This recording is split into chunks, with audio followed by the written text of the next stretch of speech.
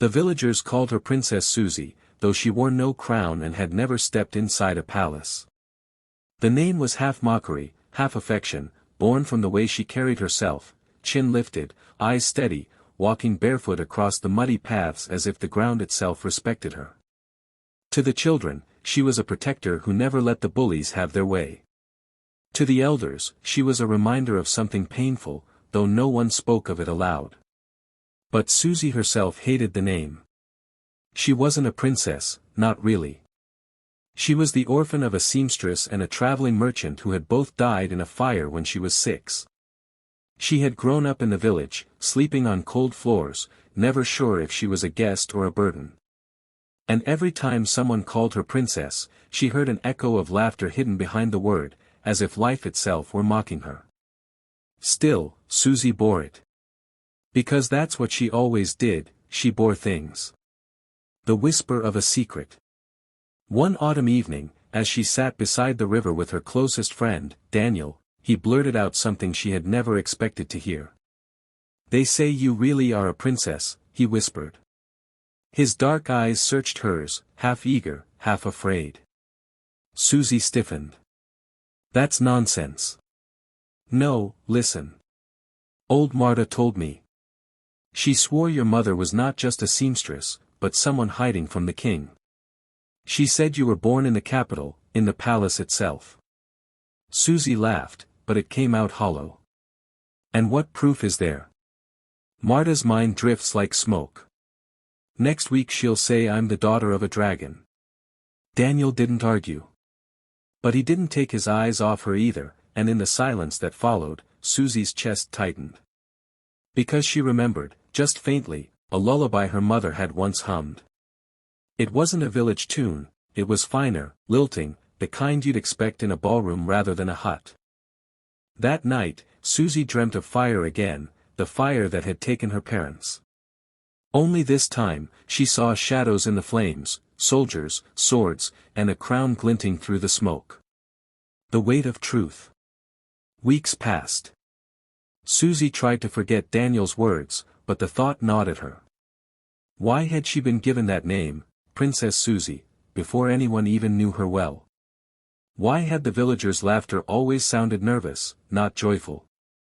She began to notice things she had once ignored. Marta's knowing looks.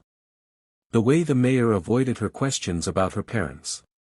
The old songs she half remembered that no one else in the village seemed to know. Finally, she confronted Marta directly. "Tell me the truth," Susie demanded. "Who were my parents?" Marta sighed, her face lined like cracked parchment. "Your mother was no simple seamstress, child. She was Lady Alara, the king's sister. She fled the palace after refusing a marriage arranged by your grandfather. She wanted freedom. She wanted love. She found it with your father. But freedom has a price. The fire was no accident. Soldiers were sent that night." The words hit Susie like stones. She staggered back, shaking her head. "No, you're lying." But deep down, she knew it was the truth. The first twist. At first, Susie felt nothing but rage. Rage at her mother for hiding the truth. Rage at the villagers for keeping secrets. Rage at herself for being foolish enough to believe she belonged anywhere. For days, she avoided Daniel, avoided everyone, and wandered alone through the forest. She wanted to scream, but she couldn't. She wanted to run, but there was nowhere to go. One evening, when she returned to the village, she found it in chaos. Soldiers had arrived, their armor shining under the torchlight. They were searching every house, dragging out belongings, questioning families. The mayor pulled her aside, panic in his eyes. "They've come for you, Susie. They know who you are. You must run." Her blood turned cold. "How do they know?" The mayor hesitated, and then the truth spilled out. "Daniel told them. He thought he was protecting you, thought he could make them recognize you and bring you back safely. He didn't understand." Susie's chest cracked open with betrayal. The one person she trusted had handed her over. Flight and betrayal. That night, Susie ran into the woods with only a cloak and the silver locket her mother had left her. Behind her, soldiers shouted, their boots pounding the earth. When she finally stopped to catch her breath, a figure stepped out from the shadows. Daniel. "Susie, please," he begged, his voice raw. "I didn't mean for this to happen. I thought they'd honor you, not hunt you. Let me help you." But Susie's heart was stone. "You ruined everything," she whispered. "Stay away from me." She turned and fled deeper into the dark. The Hidden Kingdom. For weeks, Susie wandered. She survived on berries, streams, and sheer stubbornness. At last, she stumbled upon a hidden community in the mountains, a ragged band of rebels who opposed the king. They welcomed her cautiously, and when they saw her locket, their suspicion shifted to reverence. "You're her daughter," they murmured. "Lady Alara's child."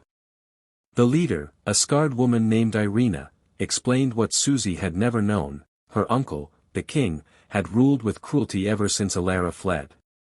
Taxes starved the villages, and soldiers kept the people in fear. To the rebels, Susie was not just an orphan, she was hope itself. But Susie didn't feel like hope. She felt like a fraud, a girl who had lost everything. Still, the rebels looked at her with eyes full of desperate belief, and she couldn't bring herself to break it. The inner conflict. Each night, Susie lay awake, torn between two voices inside her. One voice whispered, "You are not a leader. You're just Susie, the barefoot girl who never belonged." The other hissed, "You cannot hide forever. You were born for more. You are Alara's daughter, and the people will follow you." The burden was crushing. She wanted freedom, not crowns. She wanted peace, not war. And yet, whenever she thought of the villages burned by soldiers, of the hungry children, of Marta's weary eyes, her anger grew into something she could no longer ignore. The second twist.